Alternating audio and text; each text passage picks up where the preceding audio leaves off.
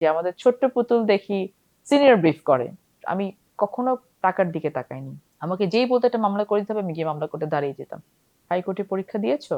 বললাম, "জি স্যার দিয়েছি।" "পাস করেছো?" তা আমি বললাম, "স্যার আমি তো রিটেন দিয়েছি, ভাইভাটা এখনো হয়নি।" তো বলল, "সনদটা নিয়ে তারপরে এসো।" তো এরকম একদিন আমি মামলা করছি। তো হঠাৎ দেখি যে জাজ সাহেব হাসছেন। আমি আ যখন ল পাস করলাম, হাইকোর্টে পরীক্ষা দিলাম। তখন আমার বাবা জেল থেকে ছাড়া পেয়েছেন অলরেডি। আমি লন্ডনে যাবো। তো যাওয়ার আগে আমার বাবা একদিন স্যারের চেম্বারে আমাকে নিয়ে গেলেন। আমার বাবার বলেছিলেন যে, "তুমি প্র্যাকটিস করো, উনার চেম্বারে প্র্যাকটিস করবে।" তো হাইকোর্টে আমি রিটেন দিয়েছি। তখন আমার ভাইবা হয়নি। তো যেহেতু ভাইবার আগে আমি লন্ডন চলে যাচ্ছি, তো বাবা চেয়েছিলেন তার আগে আমি যেন স্যারের চেম্বারে গিয়ে আমি আ ওখানে যে জুনিয়রশিপ করব এটা রাজি করাবেন। তো আব্বা আমাকে নিয়ে গেলেন। আমরা গেলাম। স্যারের সাথে সেটা আমার ফার্স্ট দেখা ছিল। তো উনি আমাকে জিজ্ঞেস করলেন যে, "হাইকোর্টে পরীক্ষা দিয়েছো?" বললাম, "জি স্যার দিয়েছি।" "পাস করেছো?" তো আমি বললাম যে, "স্যার আমি তো রিটেন দিয়েছি, ভাইভাটা এখনো হয়নি।" তো বলল, "সনদটা নিয়ে তারপরে এসো।" তো এটা তার মানে উনি তখন আমাকে রিজেক্ট করলেন যে উনি আমাকে রাখলেন না চেম্বারে। যে সনদটা নিয়ে তারপরে এসো। তো আমি আর কিছু বললাম না। আব্বুও কিছু বললেন না। আমরা চলে আসলাম। তারপর তো আমি লন্ডনে চলে গেলাম।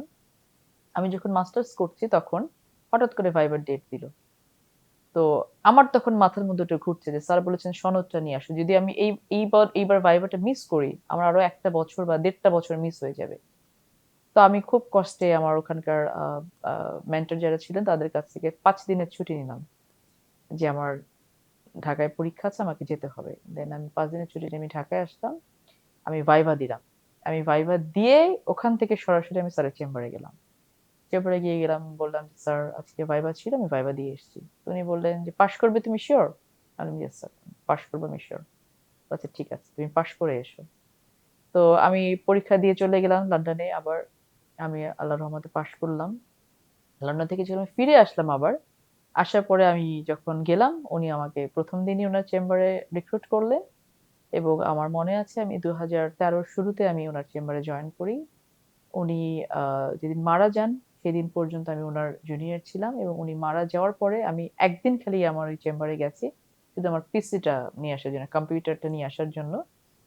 এরপর আমি আর কখনো এই চেম্বারে যাইনি। স্যার মারা যাওয়ার পর থেকে আমি আমার নিজের চেম্বারে আছি এবং উনার সাথে আমার স্মৃতিগুলো হচ্ছে যে, যেহেতু আমি হাইকোর্টে এনরোলড হয়ে আমি উনার চেম্বারে ঢুকেছিলাম, তখন সবাই সিনিয়র, আমি একজন জুনিয়র ছিলাম।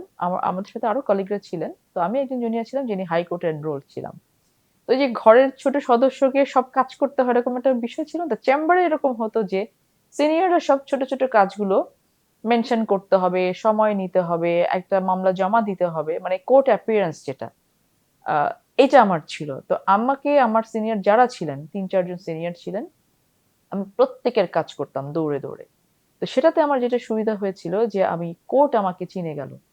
আ এই সুযোগটা সবাই আসলে পায় না। কারণ কোর্ট অ্যাপিয়ারেন্স না থাকলে কিন্তু আপনি সনদ না পেলে কোর্ট অ্যাপিয়ারেন্স আপনার থাকবে না।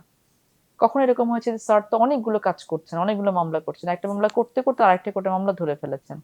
স্যার বলতেন যে, "পুতুল মামলাটা পড়ো, পেপার বুক পড়ো।" স্যার দিয়ে চলে গেছেন। আমি পেপার বুক পড়ছি। সো এগুলো একটা জুনিয়রের জন্য ভীষণ বড় পাওয়া। এটা সব জুনিয়ররা পায় না। এটা আমি পেয়েছি। আরেকটা যেটা খুব বড় বিষয় আমার আমার কাছে আমি সারা জীবন মনে রাখবো। আমি আমি কোর্ট অ্যাপিয়ারেন্স যেহেতু আমার ফ্রম দ্যা ডে 1 ছিল, আমি মামলা করতাম প্রচুর। আমি কখনো টাকার দিকে তাকাইনি। আমাকে যেই বলতো একটা মামলা করে দিতে হবে, আমি গিয়ে মামলা কোর্টে দাঁড়িয়ে যেতাম।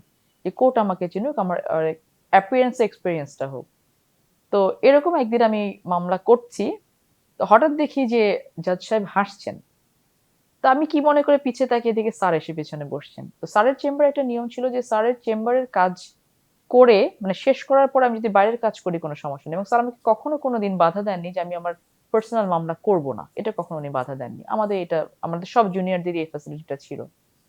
আমি স্যারকে দেখে তো পুরো থতমত খেয়ে গেছি। সিনিয়রের সামনে দাঁড়িয়ে মামলা করা এটা অনেক মানে এক্সপেরিয়েন্স ও থাকতে হয় প্লাস হচ্ছে আমার প্রচন্ড ভয় শুরু হয়ে গেল তখন যে স্যারের সামনে আমি মামলা করব কিভাবে? তো যাই হোক আমি মামলা করলাম। কোর্ট আমাকে রিলিফ দিল। তো স্যার উঠে দাঁড়িয়ে আমার পাশে গিয়ে দাঁড়িয়ে বললেন যে, "আমাদের ছোট্ট পুতুল দেখি সিনিয়র ব্রিফ করে।" তো ঐদিন আমার কাছে মনে হচ্ছিল যে আমার বোধহয় পাওয়ার আর কোনো কিছু নেই। হ্যাঁ? যে আমার সিনিয়র আমাকে অ্যাপ্রিশিয়েট করছেন ইন ফ্রন্ট অফ কোর্ট। তো এটা আমি কখনো ভুলব না এবং আমার কখনো আর যে মামলা করতে দাঁড়াতে যে ভীতিটা থাকে, কোর্টের সামনে পোডিয়ামে দাঁড়াতে, আর্গুমেন্ট করতে, এটা আমার একেবারে চলে গিয়েছিল তারপর থেকে। সো আমি এখন পর্যন্ত আল্লাহর রহমতে মানে প্রফেশনালি আমাকে সুপ্রিম কোর্টে সবাই জানে যে ও মামলা করতে আসলেও পড়াশোনা করেই এসছে, ও পড়াশোনা না করে কোর্টে আসে।